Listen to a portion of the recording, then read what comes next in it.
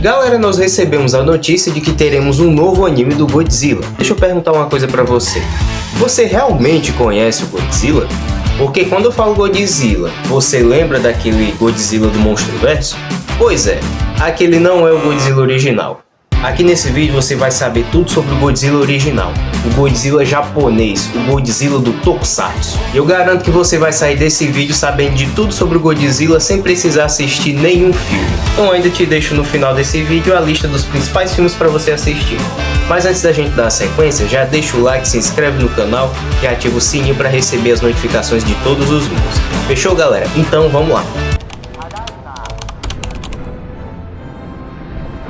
Galera, primeiro de tudo, é importante a gente entender o contexto da criação do Godzilla.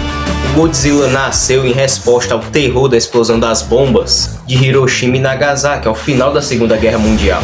Os cineastas queriam retratar o terror nacional daquela época, e o Godzilla foi essencial para isso, porque ele é basicamente a reencarnação das consequências do ataque nuclear. Tanto que o primeiro filme conta que ele nasceu a partir de radiação nuclear.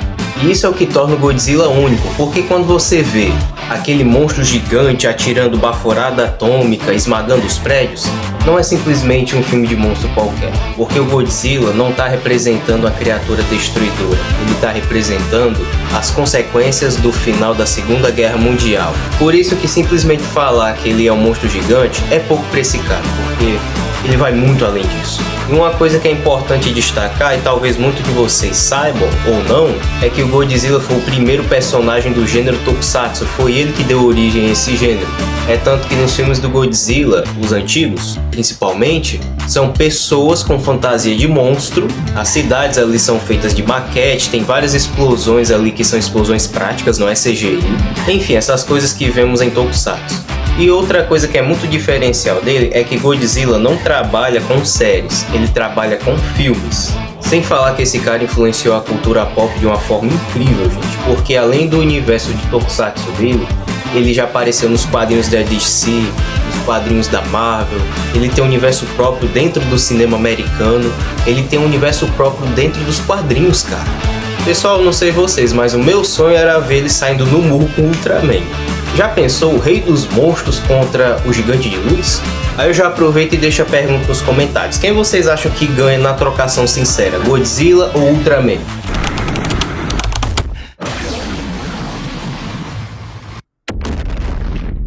Pessoal, eu falei pra vocês que o Godzilla do cinema americano não é o Godzilla correto. O correto é o Godzilla do cinema japonês, já que ele é o original.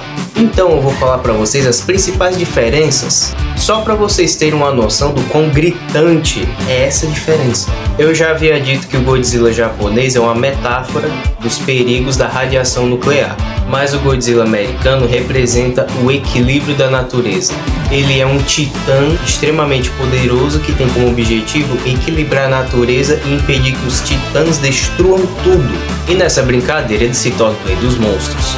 Os filmes do Godzilla japonês são muito mais focados nas pessoas tentando resolver os problemas que o Godzilla causa, tentando sobreviver à destruição dele. Isso o Godzilla aparece menos. Porém, sempre que ele aparece é muito impactante e devastador. Já o Godzilla americano, você tem um foco muito maior nos monstros em si, nos combates, nas interações, enfim. E os seres humanos também participam, mas não tanto quanto o tempo de tela dos monstros. Outro ponto muito interessante é que o Godzilla japonês, ele é usado como pano de fundo para trabalhar problemas humanos, enquanto os filmes do Godzilla americano são filmes blockbusters, e são filmes feitos para basicamente você se sentar e curtir a vista, as destruições, as lutas, a aventura. Não traz nenhum tipo de reflexão muito profunda. Não que isso seja ruim. Para entender esse próximo ponto aqui, vocês têm que entender como funciona a construção das franquias de Tokusatsu. Cada série dentro da franquia, na esmagadora maioria das vezes, são séries individuais, cada uma com seu universo próprio, começo, meio e fim. Por exemplo, na franquia Kamen Rider você tem vários Riders, você tem o Phase, o Kiva, o Blade, enfim. mas eles não são sequências uns dos outros, são séries isoladas, cada um com seu universo, com começo, meio e fim. Aqui no Godzilla, a lógica é a mesma, porém, como eu disse, Godzilla é uma franquia de filmes e não de séries, então em cada filme você vai ver um Godzilla sendo retratado de uma forma diferente. No Godzilla americano, os filmes são sequências dentro de uma mesma cronologia. Desde o Godzilla de 2014 até o mais recente, que é o Godzilla e Kong o Novo Império, esses filmes são sequências uns dos outros, então você tem que assistir desde aquele até esse para entender tudo direitinho. Agora pessoal, nós vamos ver como foi a evolução do Godzilla japonês ao longo dos anos. Mas antes, eu sei que eu falei no começo do vídeo, mas eu tenho que lembrar do seu like, da sua inscrição e do seu sininho. É muito importante, porque isso me motiva a estar cada vez mais fazendo mais vídeos e trazendo conteúdo para vocês, galera. Então, por favor, não se esqueçam, eu vou ficar muito feliz e vocês não vão se arrepender. E não custa nada. Dito isso, vamos lá.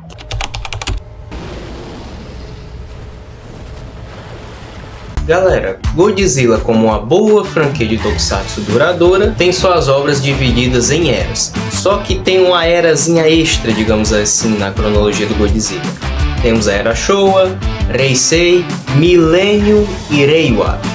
Eu vou falar de cada uma delas, para vocês entenderem a evolução do cara. Na Era Showa nós temos um Godzilla que surgiu a partir dos efeitos nucleares e, como eu já disse um monte de vezes nesse vídeo, ele representa os horrores das bombas nucleares. E a sua aparência é aquela clássica que todo mundo conhece, um lagartão gigante com espinhas nas costas. E outro detalhe importante de destacar, era um cara fantasiado. Na Era Heisei nós temos o retorno do Godzilla, mas agora com uma criatura muito mais ameaçadora e sombria. Porque assim pessoal, na Era Showa tiveram alguns filmes que representaram Godzilla como uma espécie de herói que protegia a Terra dos monstros.